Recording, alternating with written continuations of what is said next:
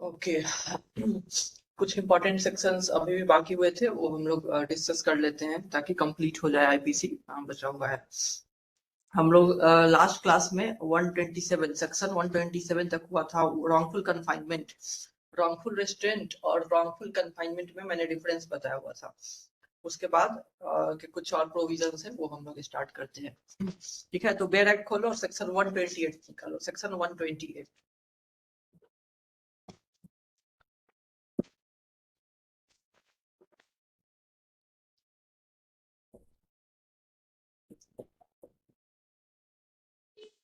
Section 128 जो है, board visible है ना? बोर्ड विजिबल है? Yes sir. Okay okay. तो सेक्शन 128 जो है वो क्रिमिनल फोर्स से डील कर रहा है, सॉरी फोर्स से डील कर रहा है, और 129 क्रिमिनल फोर्स से। तो सबसे पहले हम लोग फोर्स समझ लेते हैं और फिर समझेंगे क्रिमिनल फोर्स। तो 128 बीएनएस का फोर्स के बारे में बता रहा है, जो कि 349 था आईपीसी में, 349 ऑफ आईपीसी फोर्स के बारे में बताता था। तो वहीं से स्टार्ट करते हैं सेक्शन 128 तक। 128 से फोर्स जो है लिखा हुआ है, डिफाइन किया हुआ है।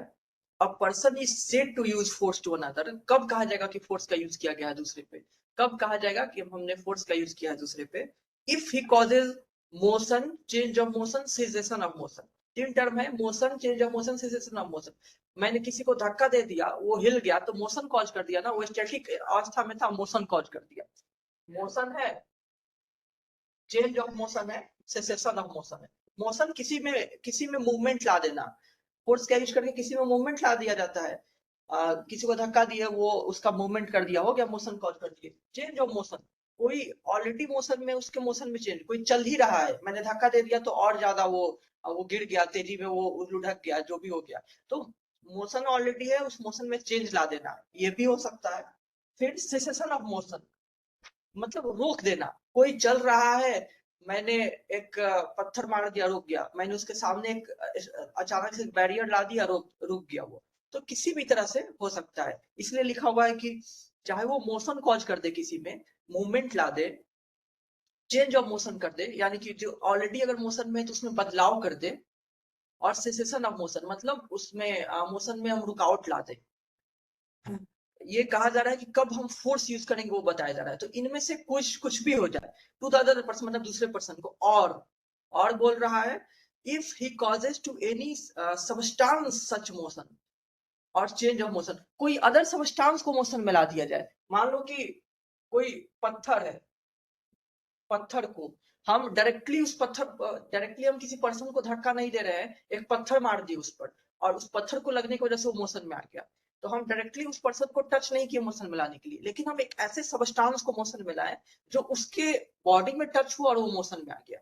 ये कह रहा है कोई भी सबस्टांस। तो लिखा हुआ है कि और as if he causes to any substance such motion और चेंज ऑफ मोशन और सेसेशन ऑफ मोशन, जो भी करें हम उस सबस्टांस के साथ, as brings that substance into the contact with any part of the others person or the others body, जो दूसरे के शरीर के किसी पार्ट से कांटेक्ट में आ जाए, और with anything which that other is wearing or carrying, या जो कुछ वो वियर कर रहा है, कैरी कर रहा है, उसके कांटेक्ट में आ जाए। मान लो कोई पर्सन ट्रॉली कैरी कर रहा है, ट्रॉली, जो ट्रॉली बैग होता है, कोई पर्सन ट्रॉली बैग कैरी कर रहा है। अब मैंने जो है फोर्स का यूज किया, किसके थ्रू? एक पत्थर के थ्रू। पत्थर मारा मैंने ट्रॉली पे, बड़ा सा पत्थर मैंने ट्रॉली पे मारा, और क्योंकि ट्रॉली उस पर्सन के कांटेक्ट में, वो हाथ से पकड़ा हुआ है, तो उस पर्सन में भी तो मोशन आ जाएगा, उस पर्सन को भी तो हार्म हो सकती है, मूवमेंट आ सकती है। तो ये बस सिनेरियो दिए हुए हैं कि किसी तरह से डायरेक्ट हम टच करके किसी को मोशन में ला दें, या सबस्टांस को उसके बॉडी से टच करा के ला दें, या सबस्टांस को हम किसी ऐसी चीज से टच कराएं जो उस पर्सन के कांटेक्ट में है, तो भी वो मोशन में आ सकता है। तो कई सारी चीजें इंसान कैरी कर रहा होता है, उस पे अगर कोई हमला कर दिया, उस पे कोई मोशन में ला दिया, तो वो मुझसे टच्ड है तो मैं भी मोशन में आ जाऊंगा। तो यही सारे सिनेरियोज दिए हुए हैं। अगर ऐसा किया जा रहा है, और anything with the person carrying wearing, और विद एनीथिंग सो सिचुएटेड, कोई भी चीज सिचुएटेड हो उसके through, with that such contact affect that other sense of feeling, दूसरा का जो सेंस ऑफ फीलिंग है उसको अफेक्ट कर दे। तो बेसिकली यही कहना है कि कोई पर्सन दूसरे को क्या कर रहा है, कब कहा जाएगा कि हम फोर्स का यूज कर दिए, हम बल का यूज कर दिए किसी पर, कब कहा जाएगा?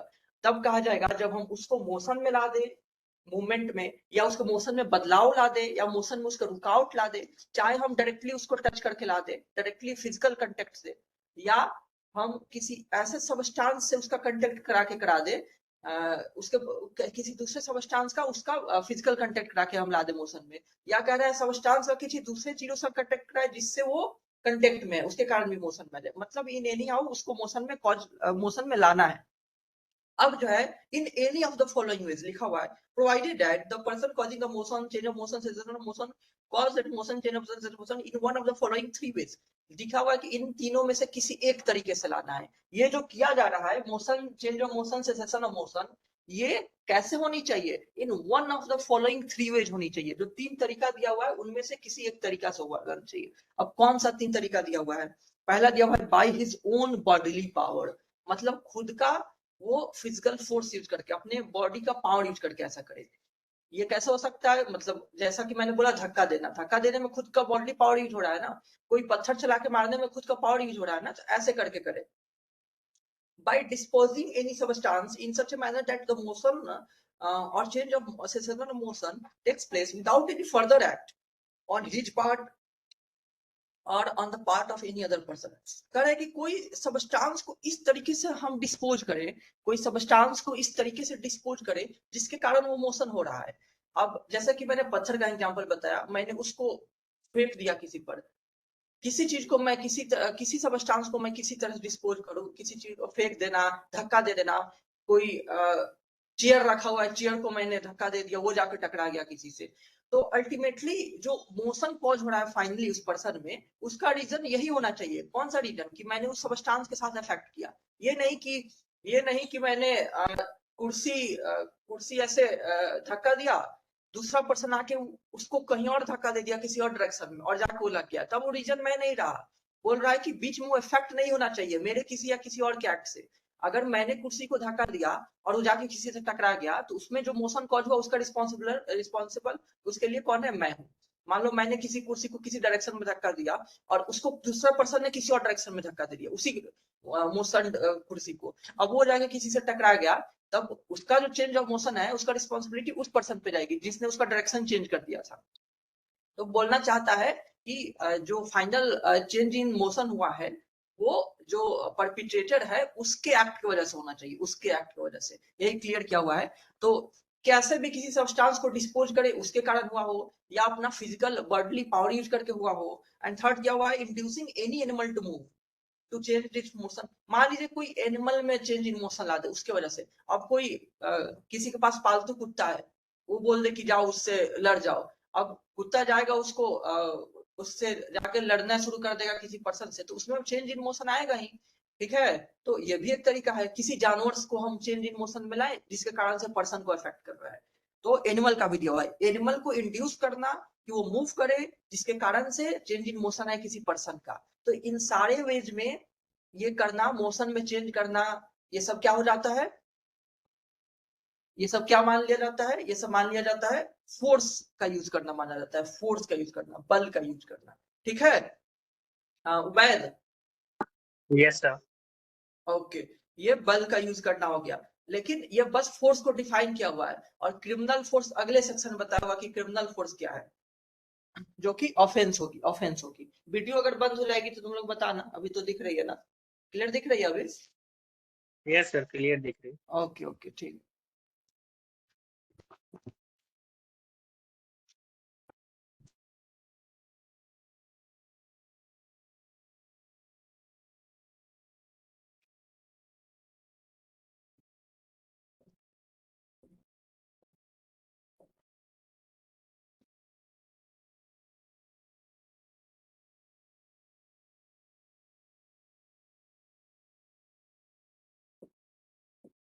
अब हम लोग क्रिमिनल फोर्स पढ़ते हैं। अब हम लोग अब क्रिमिनल फोर्स देखते हैं कि उसके लिए एसेंशियल इंग्रेडिएंट क्या क्या है क्रिमिनल फोर्स का। अभी तक हम लोगों ने बस फोर्स देखा जो बताता है कब हम कहेंगे, किस सिचुएशन में कहा जाएगा कि किसी ने किसी पे फोर्स यूज कर दिया, किसी पर्सन ने किसी दूसरे पर्सन पे फोर्स यूज कर दिया। वो सिनेरियो हमने देख लिया कि किसी में मोशन कॉज कर देना, change of motion, situation of motion, कैसे? तो उन सारे तरीकों से जो दिया हुआ है। फिजिकल फोर्स का मतलब बॉडीली फोर्स का यूज करके किसी सबस्टांस को डिस्पोज करना इस मैनर में कि जिसकी वजह से वो मोशन कॉज हो जाए। या एनिमल को मूव करा देना जिसकी वजह से वो मोशन कॉज हो जाए। तो चलिए आते हैं क्रिमिनल फोर्स पे। सेक्शन 129 129 है, 129 क्रिमिनल फोर्स लिखा हुआ है whoever intentionally uses force to any person। पहला ही क्या एसेंशियल बिल्डअप, एसेंशियल इंग्रेडिएंट मैं लिख दे रहा हूं बोर्ड पर जो इंपॉर्टेंट है। पहला ही देख क्या कि इंटेंशनल यूज ऑफ फोर्स की बात की जा रही है, इंटेंशनल यूज ऑफ फोर्स की बात की जा रही है। लिखा हुआ है whoever intentionally uses force to any person, मतलब जानबूझकर फोर्स का यूज किया जाना, फोर्स का यूज किया जाना वो भी जानबूझकर, इंटेंशनल यूज ऑफ फोर्स की बात की जा रही है। फिर लिखा हुआ है to any person without that person consent, दूसरा भी मिल गया without consent. Intentional use of force भी हो रही है और वो भी कैसे हो रही है, बिना कंसेंट का हो रही है, बिना कंसेंट का, विदाउट कंसेंट, दूसरा हो गया। फिर लिखा है in order to the committing of any offence, किस लिए हो रहा है, किस लिए हो रहा है, in order to the committing of any offence, to commit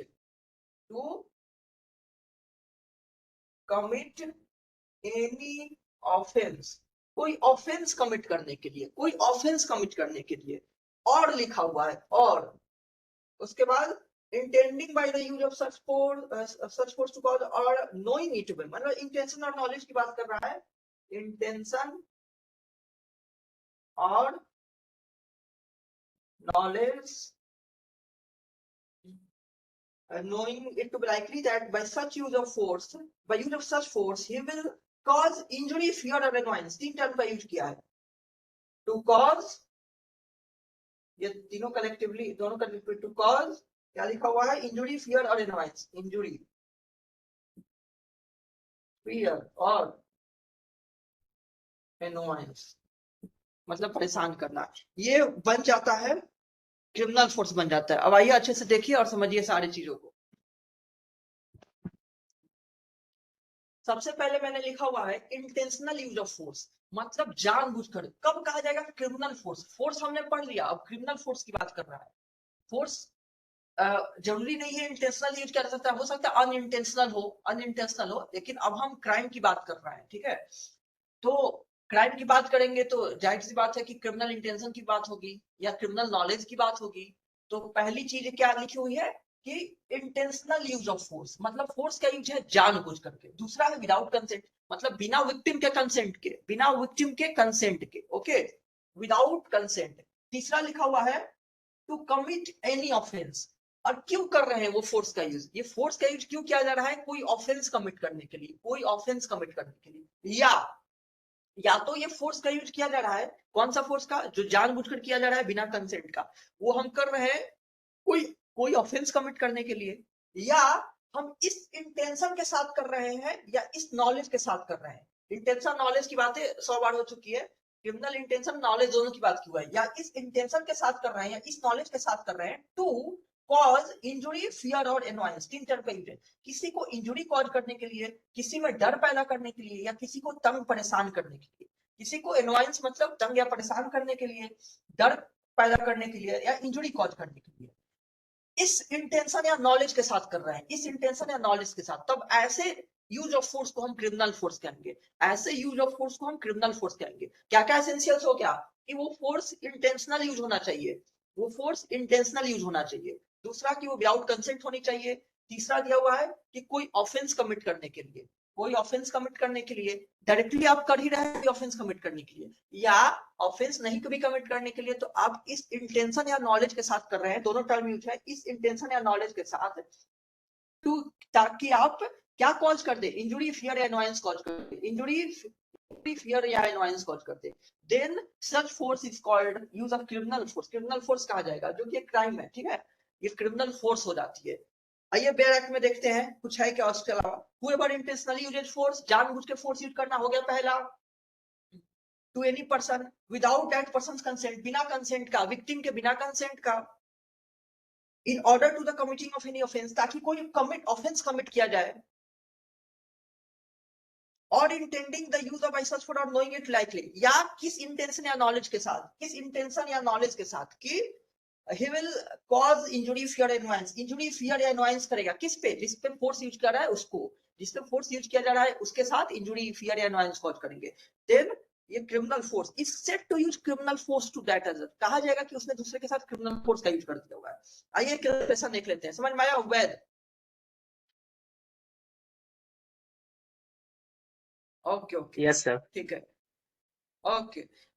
illustration दिया हुआ है, Z is sitting in a moored boat in a river. मान लो कि जेड जो है एक नदी में बांधा हुआ है बोट, उसमें बैठा हुआ है, जो बांधा हुआ बोट रहता है कॉर्नर पे बांधा हुआ बोट है, नाव है, उसमें बैठा हुआ है। ए अनफास्टेन द मोरिंग्स, मतलब ए जो आया उसको खोल दिया तो क्या होगा, नदी में बह जाएगा, वो बोट आगे बढ़ जाएगा, mooring, and thus intentionally causes the boat to drift down the stream, और उसके कारण क्या हो जा रहा है, और वो जानबूझकर उससे क्या कॉज कर दे रहा है, वो बोट को बहने दे रहा है स्ट्रीम के साथ। Here A intentionally causes motion to Z, यहाँ मोशन कॉज किया, देखिए यहाँ मोशन पर्सन को छू करके नहीं किया, एक एक ऑब्जेक्ट के साथ ऐसी एक ऑब्जेक्ट के साथ वो इस तरह से ट्रीट किया कि फाइनली वो मोशन कॉज हो गया, उसने अनफास्टेन किया उसको, mooring को, उसने वो बांधा हुआ था उसको खोल दिया, एंड उसके कारण अल्टीमेटली क्या हो गया, वो मोशन कॉज हुआ है। बीच में किसी और ने डिस्टर्ब नहीं किया हुआ है, बीच में किसी और ने इंटरफेयर नहीं किया हुआ है, तो जो मोशन फाइनल कॉज हुआ है उसका वो किसके कारण से, उसका मेन कॉज वही है, उसको अनफास्टेड करना, ठीक है, और वो जानबूझ के क्योंकि किया हुआ है, दैट्स वाई यहाँ पे क्रिमिनल फोर्स मानी जाएगी। Intentional causes motion he does is by disposing substance in such manner, इस मैनर में सब्सटेंस को डिस्पोज किया है, मतलब वो खोला है, that the motion is produced without any other action on the other part, मतलब कोई और ने इंटरफेरेंस नहीं किया हुआ है। He has therefore intentionally used force to date, माना जाएगा कि उसने जानबूझकर फोर्स यूज किया, and if he has done it so without, अगर जेड के कंसेंट के बिना किया हुआ है और कोई ऑफेंस कमिट करने के लिए किया हुआ है, तो Z A has used criminal force to Z, तो कहा जाएगा ए ने क्रिमिनल फोर्स यूज किया जेड पे, ए ने क्रिमिनल फोर्स यूज किया जेड पे, और ये क्राइम बन जाता है। तो पहले हमने फोर्स समझ लिया, मोशन वोशन लाने का प्रोसेस, अब क्रिमिनल फोर्स क्राइम बन गया, क्योंकि इस इंटेंशन के साथ किया जा रहा है कि हम कोई ऑफेंस कमिट करेंगे, या हम परेशान करेंगे, क्या क्या करेंगे, इंजुरी कॉज कर सकते हैं, फियर कॉज कर सकते हैं, एनवायंस कॉज कर सकते हैं, इस इंटेंशन या नॉलेज के साथ करना है, देन ये क्रिमिनल फोर्स बन जाता है। ओके, हम अब आते हैं एसल्ट पे, सेक्शन 130 एसल्ट। नेक्स्ट सेक्शन ये देखिए, सेक्शन 130 एसल्ट, ये मैं मिटा देता हूँ, ठीक है।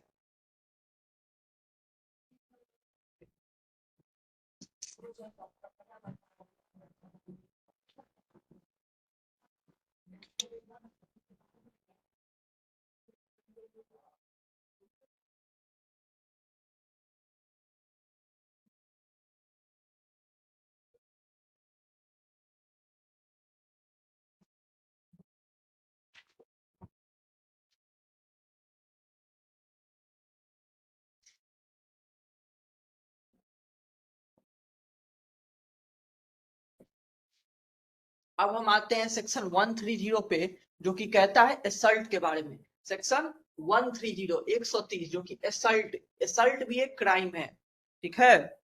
हमने क्रिमिनल फोर्स पढ़ लिया, अब एसल्ट पे आते हैं। एसल्ट भी एक क्राइम है। चलिए, ये 351 था आईपीसी का, 351 आईपीसी था। इसका देखते हैं एसेंशियल इंग्रेडिएंट्स।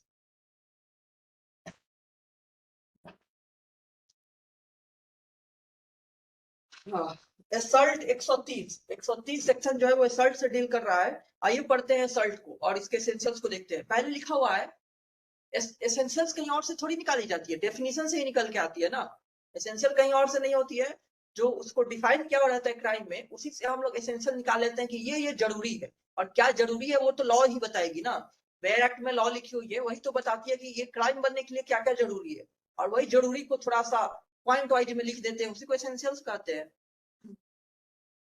तो लिखा हुआ है, whoever makes any gesture or any preparation, देखिए पहला ही मिल गया, जेस्चर और प्रिपरेशन।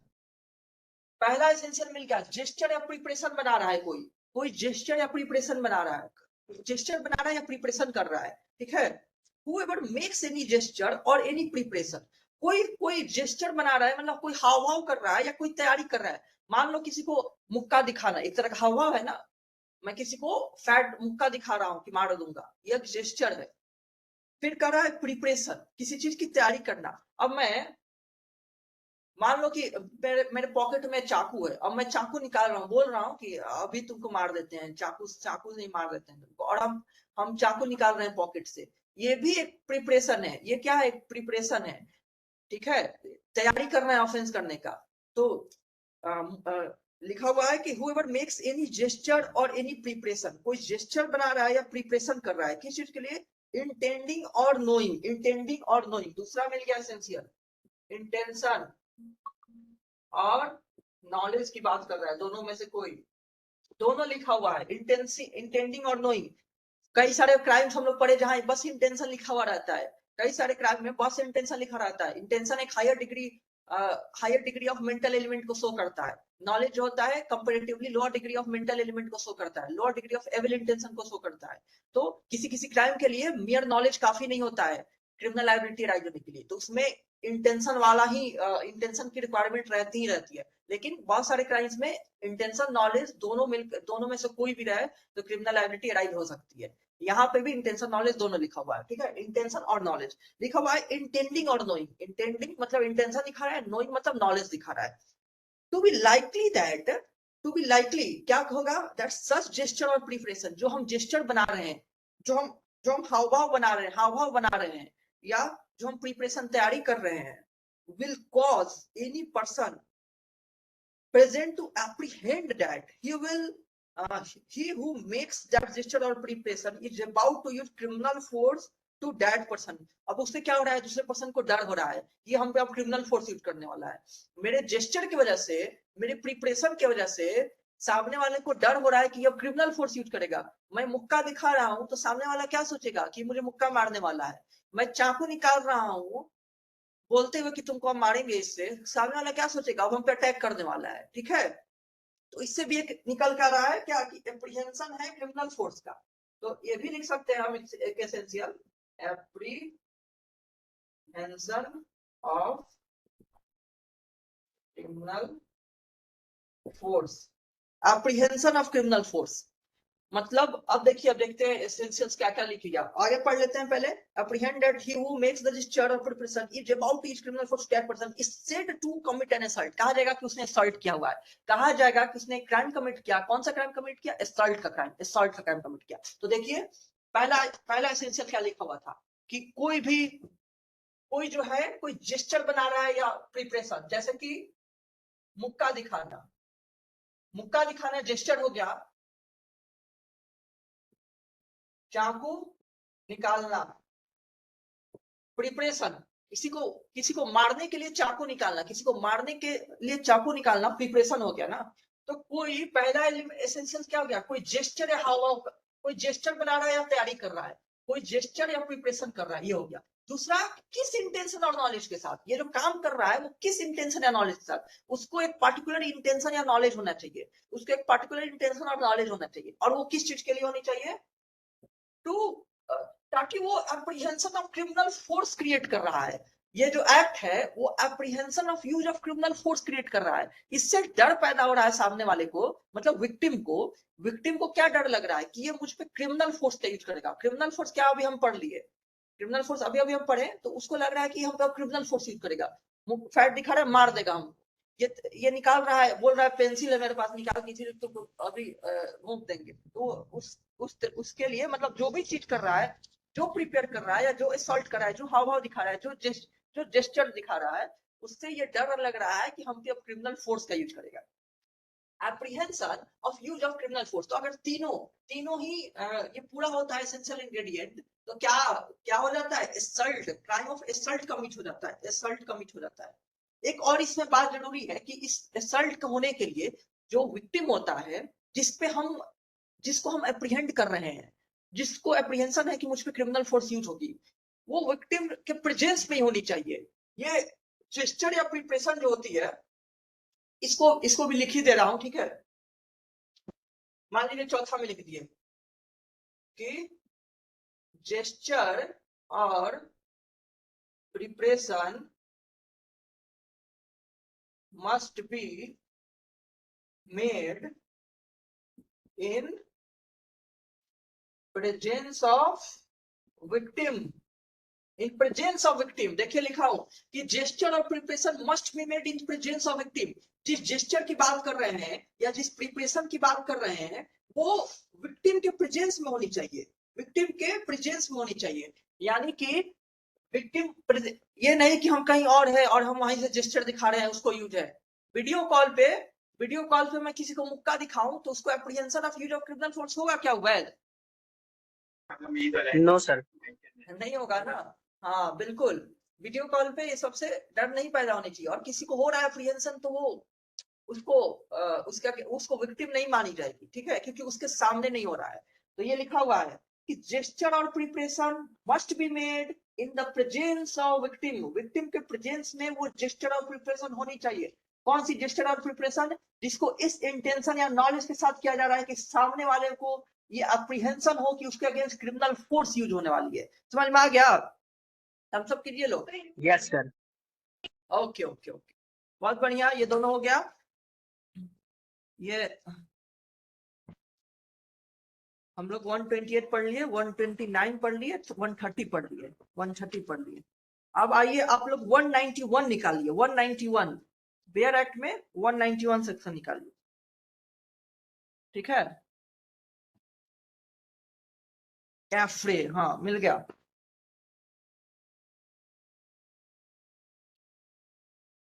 तो 191, अच्छा बोर्ड भी मिटा देता हूं।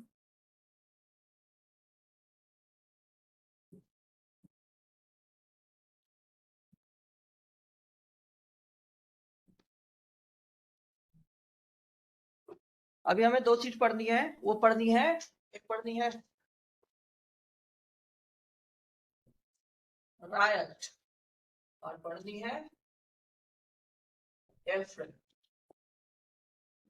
आइए इसमें हम डिफरेंस भी पढ़ेंगे। तो पहले तो बेयर एक्ट के लैंग्वेज ही पढ़ लेते हैं, उसके बाद हम लोग डिफरेंस देखेंगे। चलिए सबसे पहले देख लेते हैं 191, सॉरी 191 पहले देख लेते हैं जी, हाँ राइट, उसके बाद पढ़ेंगे।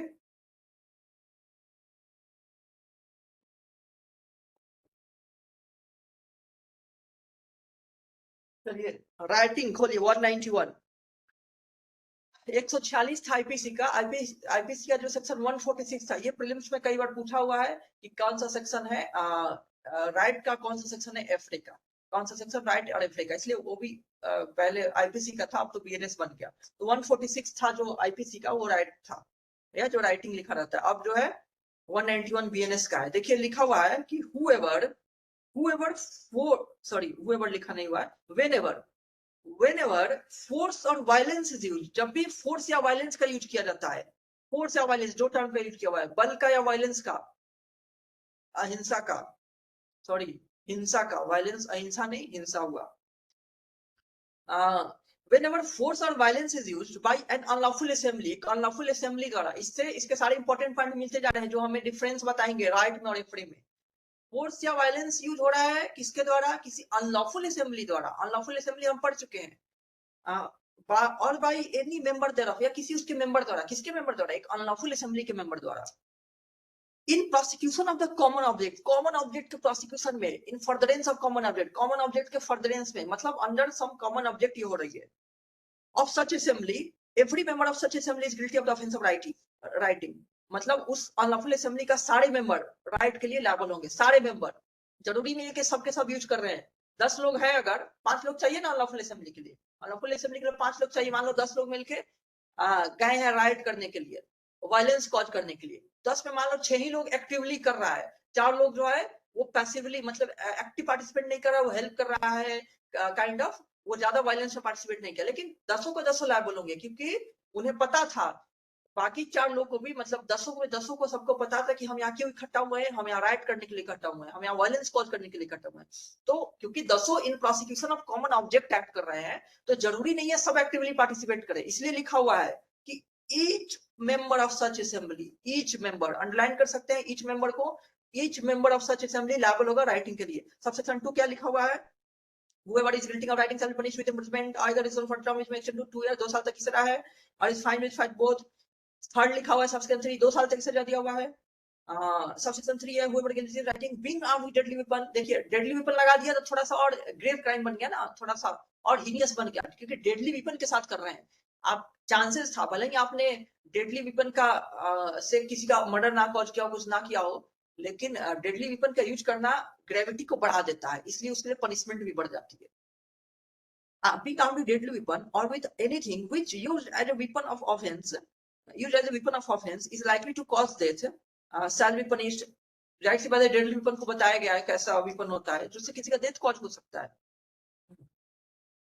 shall be punished with imprisonment of either description for a term which may extend to 5 years। 5 साल हो गया, 2 साल से 5 साल कर दिया है। आइए हम अब एफरे को पढ़ लेते हैं। 194 एफरे, 191 राइटिंग था, 194 एफरे है। 194 एफरे जो कि 159 था, उसमें 159 था। कई बार पूछा हुआ है एफरे का सेक्शन, एफरे का सेक्शन कई बार पूछा हुआ है किस सेक्शन में, आईपीसी का तो 159 में था, लिखना होता था 159। चलिए देखते हैं इसमें क्या लिखा हुआ है। When two or more person, 2 या 2 से ज्यादा, सबसे पहले इंपॉर्टेंट वही हो गया। उसमें अनलॉफुल असेंबली था, 5 या 5 से ज्यादा। When two or more person fighting in a public place disturb the public piece, public piece को डिस्टर्ब कर रहे हैं, पब्लिक पीस को डिस्टर्ब कर रहे हैं। उससे पहले लिखा हुआ है fighting in a public place, public place में फाइट कर रहे हैं और पब्लिक पीस को डिस्टर्ब कर रहे हैं। They are said to commit an affray, माना जाएगा कि वो क्या किए हैं, एफ्रे कमिट किए हैं, वो एफ्रे कमिट किए हुए हैं। ठीक है। Whoever commits an affray shall be punished with imprisonment of either description for a term which may extend to 1 month or with fine which may extend to 1000 rupees or with one। Punishment दिया हुआ है, इसमें तो कुछ समझना है नहीं, हम डिफरेंस को देखते हैं। तो अभी तक के हिसाब से क्या लग रहा है, पहला डिफरेंस क्या हो जाएगा, राइटिंग में और एफ्रे में अभी जो डिफिनीशन दिया हुआ था उसी से डिफरेंस निकल के आ रहा है, तो क्या डिफरेंस हो जाएगा। सबसे पहले राइट में there must be an unlawful assembly होनी चाहिए, और एक अनलॉफुल असेंबली होनी चाहिए। दूसरी बात, एक्यूज जो है must be a member of such assembly. मैंने लिखा हुआ है कि फॉर राइट के लिए कि there must be an unlawful assembly, एक अनलॉफुल असेंबली होनी चाहिए। सबसे पहले एक अनलॉफुल असेंबली होनी चाहिए, और एक्यूज जो है उस अनलॉफुल असेंबली का एक पार्ट होनी चाहिए। मैंने रिकॉर्डिंग ऑन किया हुआ था कि नहीं? यस सर, ऑन हाँ किया। हाँ ठीक है। There must be an unlawful assembly, एक अनलॉफुल असेंबली होनी चाहिए, और एक्यूज उस अनलॉफुल असेंबली का पार्ट होना चाहिए। जो भी एक्यूज पर्सन है उस अनलॉफुल असेंबली का पार्ट होना चाहिए, वन ऑफ द मेंबर होनी चाहिए, वन ऑफ द मेंबर होना चाहिए। इसमें जो है not,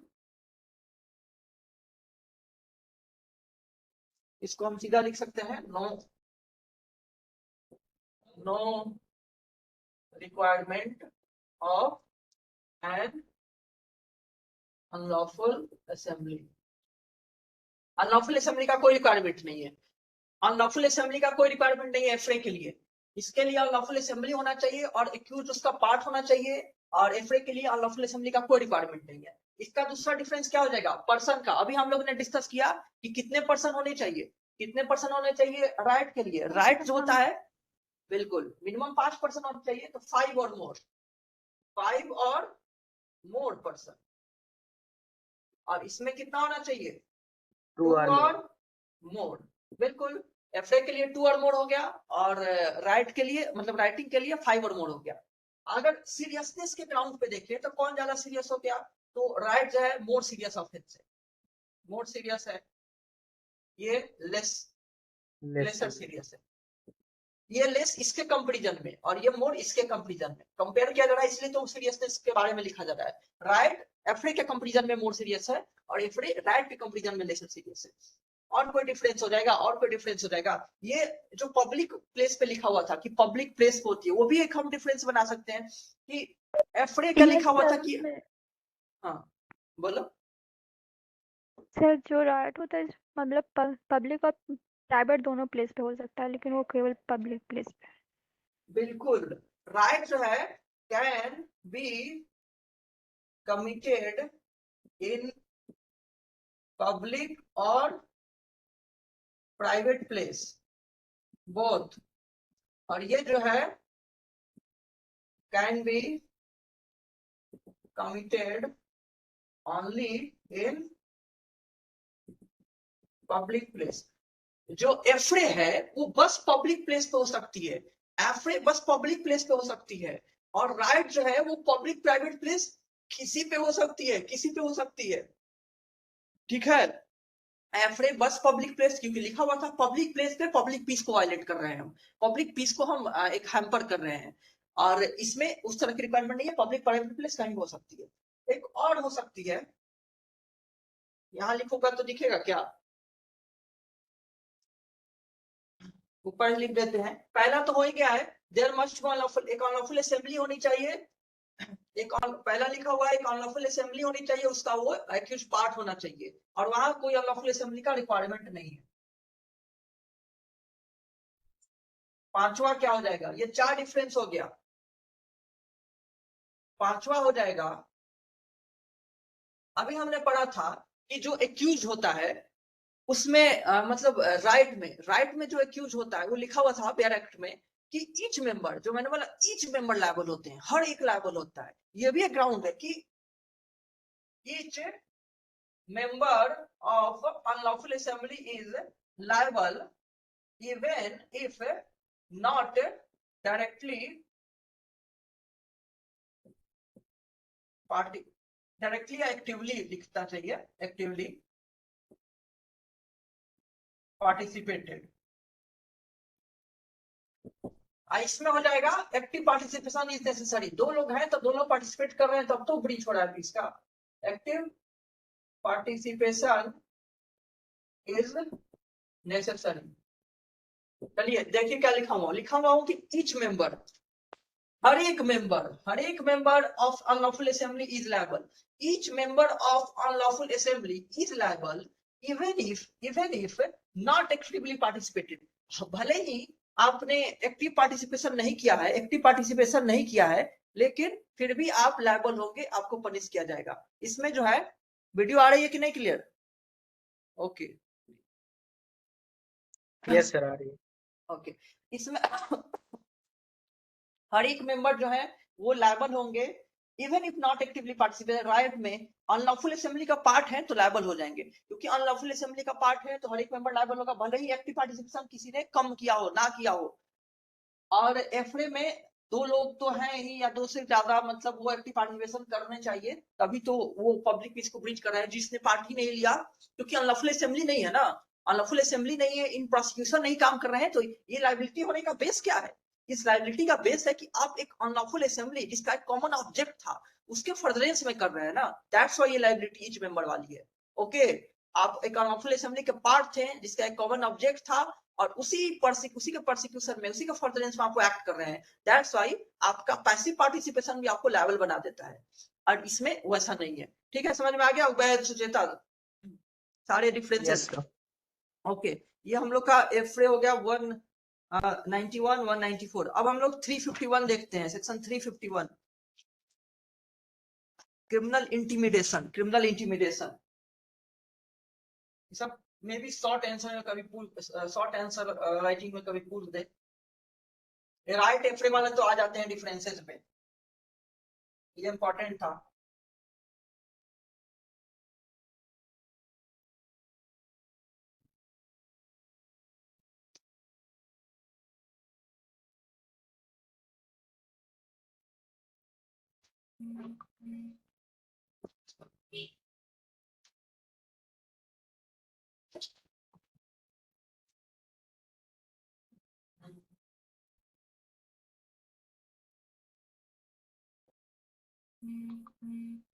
offence of criminal intimidation,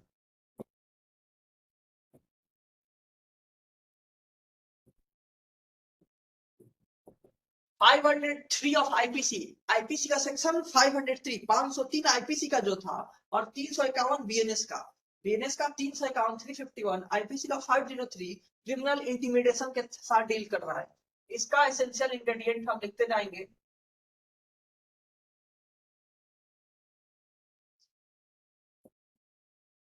ठीक है, इसका एसेंशियल इंग्रेडिएंट्स क्रिमिनल इंटिमिडेशन। आइए देखते हैं ये क्या होता है। ये भी एक क्राइम है, क्रिमिनल इंटिमिडेशन। लिखा हुआ है whoever threatens another by any means with any injury to his person। देखिए थ्रेट ऑफ इंजुरी की बात कर रहा है। सबसे पहला ही क्या दिख रहा है,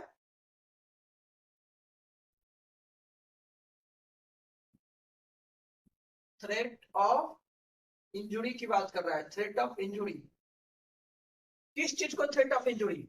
लिखा हुआ है टू हिज पर्सन रेपुटेशन और property, to his person reputation और प्रॉपर्टी, टू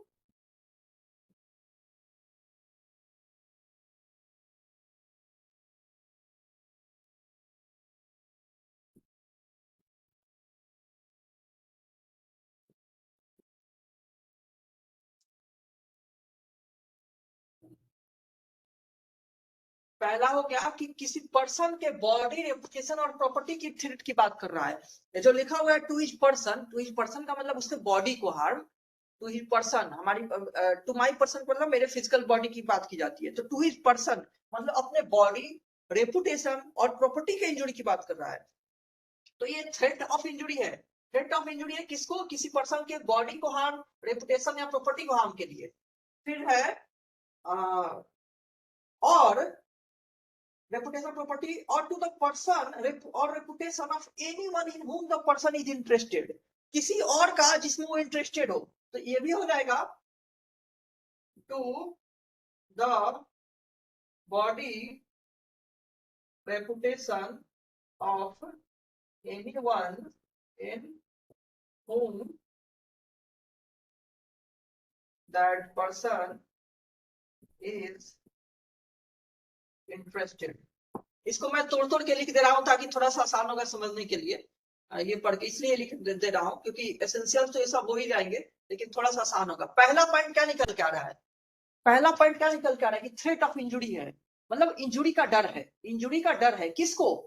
किसी को। मान लो मुझे इंजुरी का डर है, मुझे अपने बॉडी की बॉडली इंजुरी के डर है, बॉडली इंजुरी, या मुझे अपनी रेपुटेशनल इंजुरी का डर है, मुझे अपने प्रॉपर्टी की इंजुरी का डर है, या और लिखा हूं यहाँ पे, और लिखा हूं, या किसके? बॉडी रेपुटेशन ऑफ एनीवन, किसी दूसरे person in whom that person is interested, या मैं किसी में इंटरेस्टेड हूं उसके बॉडी या उसके रेपुटेशन को हार्म की बात की जा रही है। मान लो मेरे रिलेटिव है, मतलब मेरे फैमिली मेंबर है, कोई डियर वंस है, उसकी बात की जा रही है, जिसमें भी वो इंटरेस्टेड हो उसकी बात की जा रही है। आगे बढ़ते हैं, क्या लिखा हुआ है सेक्शन में? in whom that person is with intent to, intention की बात कर दी गई। ये एक नंबर हो गया था। अब दूसरा नंबर with intent to, किस इंटेंशन के साथ किया जा रहा है? किस इंटेंशन के साथ किया जा रहा है? तो सबसे पहली बात लिख रहा है to cause alarm to that person, to cause alarm. ये मैं लिखता हूं फिर, to cause alarm to that person, और तब और लगा के इनमें से कोई भी हो जाएगा तो हो जाएगा क्रिमिनल इंटिमिडेशन।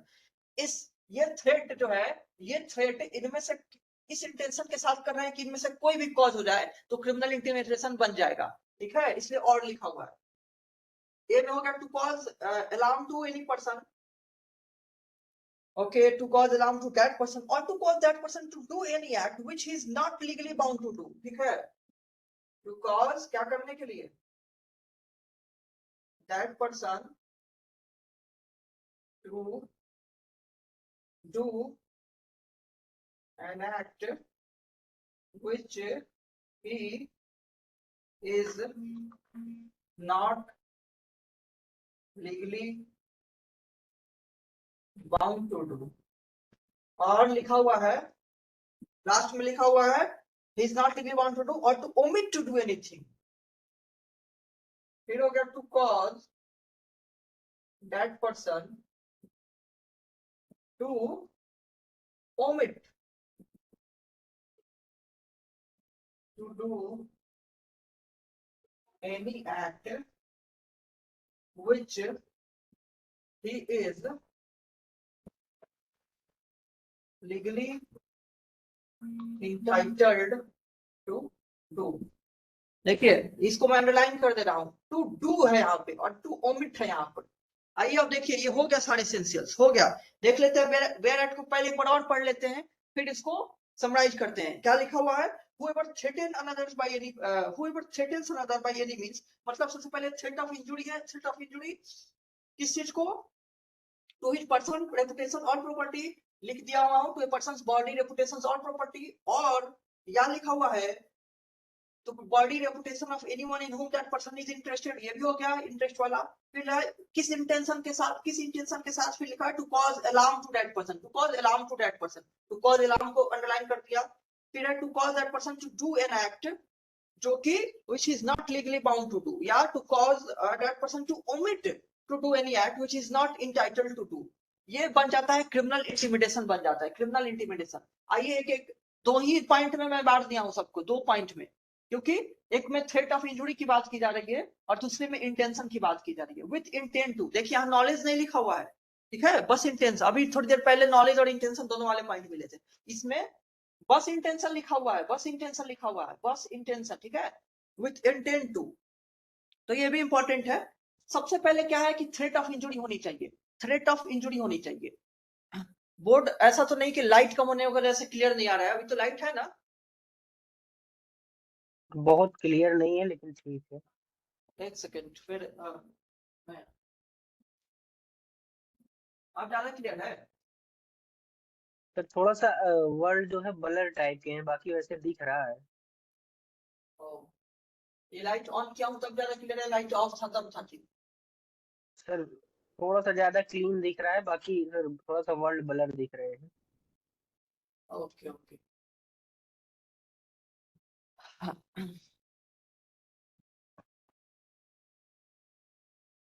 चलिए ठीक है, हम लोग ये देखते हैं। सबसे पहले है थ्रेट ऑफ इंजुरी है। थ्रेट ऑफ इंजुरी मतलब इंजुरी का भय है, इंजुरी होने का भय है। किसको इंजुरी होने का भय है? सबसे पहला एसेंशियल है कि थ्रेट ऑफ इंजुरी, इंजुरी का भय है किसको? पर्सन्स बॉडी को, मतलब मुझे अपनी बॉडी की इंजुरी के भय है। रेपुटेशन को, बॉडी हो गया, रेपुटेशन हो गया, प्रॉपर्टी हो गया, मुझे रेपुटेशनल इंजुरी का भय है, प्रॉपर्टी की इंजुरी का भय है। किसी ने थ्रेट दिया हुआ है इस तरह की इंजुरी का, या to the body reputation of anyone, कोई भी पर्सन, एनीवन कोई भी person, in whom that person is interested, जिसमें मैं इंटरेस्टेड हूं, जिसमें विक्टिम इंटरेस्टेड है, उसको इंजुरी की बात की जा रही है, उस पे थ्रेट ऑफ इंजुरी है। और ये किस इंटेंशन के साथ किया जा रहा है? ये जो थ्रेट ऑफ इंजुरी है ये किस इंटेंशन के साथ किया जा रहा है? तो विथ इंटेंट टू, पहला है to cause alarm to that person, to cause alarm to that person, मतलब आप किसी में भय का फीलिंग ला दे रहे हैं। तो कॉज अलार्म का क्या मतलब होता है कि आप किसी में सेंस ऑफ फियर ला दे रहे हैं, सेंस ऑफ फियर, आप सेंस ऑफ, एक तरह से डर डर का सेंस आ जाना, आपको इंजुरी कॉज होगी इस तरह के फीलिंग्स आ जाना, यही होती है to cause alarm to that person. Okay, फिर है to cause that person to do an act which is not legally bound to do, जो वो लीगली बाउंड टू डू नहीं था करने के लिए, वो करवा दे रहे हैं, मतलब जो उसको ना करना था वो करवा दे रहे हैं, जो उसको नहीं करना था वो करवा दे रहे हैं। To cause that person to omit to do an act, any act which he is legally entitled to do, जो उसको करना था वो नहीं करने दे रहे हैं, जो उसको करना था वो नहीं करने दे रहा है, इसलिए अंडरलाइन क्या हूं, टू डू मतलब करवा दे रहा है, जिसके लिए वो नॉट लीगली बाउंड, जिसके लिए लीगली बाउंड ही नहीं था। या टू ओमिट मतलब नहीं करने दे रहे हैं, ओमिट कर दे रहा है क्या करना, जिसके लिए वो लीगली इंटाइटल्ड था, जो करने के लिए, जो करने के लिए वो लीगली इंटाइटल्ड था, वो करने से हम ओमिट करवा दे रहे हैं। इन अगर ये सिचुएशन पूरे हो रहे हैं तो एक ऑफेंस कमिट होता है क्रिमिनल इंटिमिडेशन का, क्रिमिनल इंटिमिडेशन था, इंटिमिडेशन का।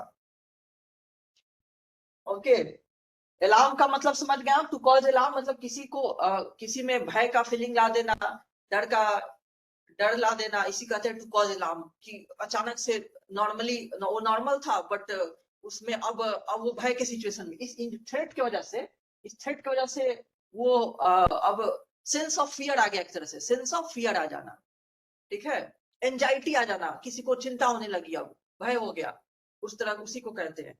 समझ में आया? उपाय सुचिंता। Yes sir. ओके, इसको अगर आप लोगों ने नहीं नोट किया हो तो कर सकते हैं नोट। तो यही है, इतने ही सेक्शंस पढ़ने थे। एक सेकेंड, ये बैटरी क्यों डिस्चार्ज हो गई?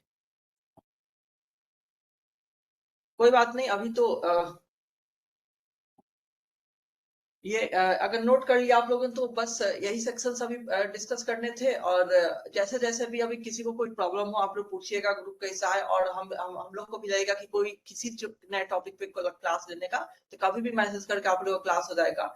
आईपीसी की क्लासेस या और एविडेंस की क्लासेस खत्म भले ही हो गई है, लेकिन उस पे वो पूरी की पूरी कभी खत्म नहीं हो सकती है। और ऐसा नहीं है कि उस पे आप कभी क्वेश्चन नहीं पूछ सकते हैं, कभी भी हमेशा फ्यूचर में भी क्वेश्चन पूछे जा सकते हैं।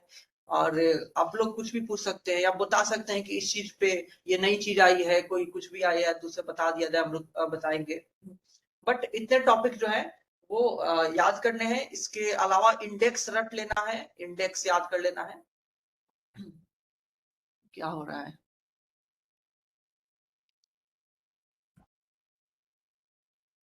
ठीक है उबैद, सुचेता। Yes sir. हाँ चलिए, ये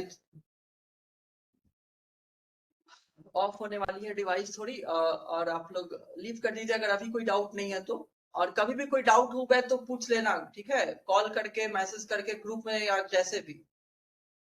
कभी सर भी कभी भी कोई डाउट हो एविडेंस में, आईपीसी में, या किसी दूसरे सब्जेक्ट में भी, तो कॉल करके, मैसेज करके कैसे भी पूछ सकते हो। Thank you sir. हाँ ठीक है उबैद, सुचेता।